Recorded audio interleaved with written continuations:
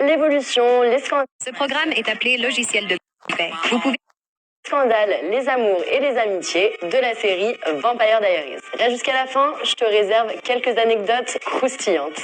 On débute avec celle qu'on nomme Elena, mais aussi Catherine Pierce. Tu t'en doutes, il s'agit bien évidemment de Nina Dobrev. Après avoir incarné la jeune lycéenne durant de nombreuses années, on la retrouve à l'affiche de plusieurs longs métrages comme XXX Reactivated, Flatliners ou encore plus récemment dans 2 comédies Netflix, Love Hard et Gangsters par Alliance, aux côtés d'ailleurs de Pierce Brosnan. En parlant de Nina, tu savais que Paul Wesley, alias Stéphane, et elle ne s'entendaient pas du tout au début du tournage de la série. C'est Nina elle-même qui a lâché cette bombe lors d'un podcast, animé d'ailleurs par Candice, l'actrice de Caroline. Paul and I didn't get along at the beginning of the show. I respected Paul Wesley. I didn't like Paul Wesley. Mais heureusement pour tout le monde, les deux sont finalement devenus super potes et...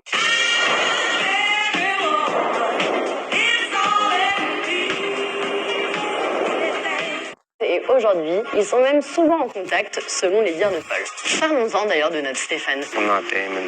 I haven't spent 145 years obsessed with you. Tu savais qu'il avait réalisé plusieurs épisodes de Vampire Diaries? Eh bien, après ça, il a aussi réalisé quelques épisodes pour les séries Shadowhunters, Roswell, New Mexico ou encore Legacies, qui est donc un spin-off de Vampire Diaries. Il poursuit tranquillement sa carrière d'acteur, car on le retrouve dans la série horrifique Tell Me a Story et en ce moment même dans la série Star Trek Tout le monde cherchait l'application Strange New Worlds. Parallèlement à tout ça, sa bromance avec Ian Somerhalder et Kay Damon continue dans la vie réelle, puisqu'en 2020, les frères Salvatore lancent leur propre marque de bourbon nommée Brothers Bond. C'est pas mignon ça? On relève évidemment le petit clin d'œil au fait qu'il s'agissait de la boisson favorite de notre bad boy préféré durant la série. Breakfast of Champions. Et hop, la transition étant faite, c'est donc l'occasion pour moi de te parler de Ian. Après avoir passé quelques années à Mystic Falls, il décide de continuer sa carrière d'acteur et on le retrouve dans un film qu'il a également produit, Time Frame. Mais ce n'est pas tout, car il renoue avec l'univers des vampires en 2018 dans la série V-Wars. Cependant, ce ne sera que de courte durée, car la série sera annulée au bout d'une saison seulement. Côté amour, tout va bien pour notre charmeur, car après être sorti durant 3 ans avec Nina Dobrev, il se mettra finalement en couple avec celle qui est aujourd'hui sa femme et la mère de ses enfants, et qui a d'ailleurs aussi joué le rôle d'une vampire, mais cette fois-ci dans Twilight, et il s'agit donc de Nikki Reed, alias Rosalie. Allez, on enchaîne avec celle qu'on aurait tous voulu avoir en meilleure amie, notre sorcière bien aimée à nous, Bonnie Bennett. Et ce n'est autre que Kat Graham qui l'incarne à l'écran. Et Kat, eh bien c'est aussi Maria Ramirez dans Oni 2, ou encore Jada Pinkett Smith dans All Eyes on Me. On la retrouve même plus récemment dans des petites comédies romantiques comme The Holiday Calendar ou Un Noël tombé du ciel sur Netflix. En début d'année, il y a eu pas mal de rumeurs suite à cette photo postée sur Twitter.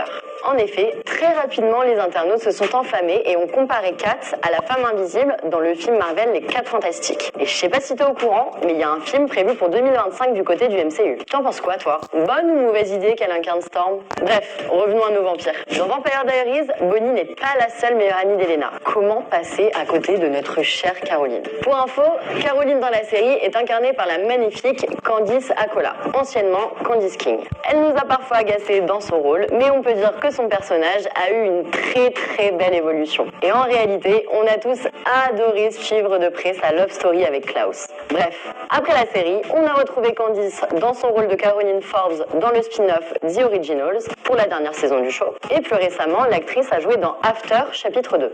Et du coup, Klaus, qu'est-ce qu'il devient lui? Eh bien, Joseph Morgan, de son doux nom, tu peux le retrouver dans différentes séries comme Brave New World, Legacies, mais seulement dans un seul épisode, et également dans la plus récente série d'ici, Titan, en tant que Sebastian Blood. Et pour l'anecdote, la femme de Joseph, en fait, c'est l'actrice Persia White qui interprétait Abby Bennett, soit la mère de Bonnie dans Vampire Diaries. Et ouais, il y a des multiverses partout. Dans la famille Gilbert, je demande le frère.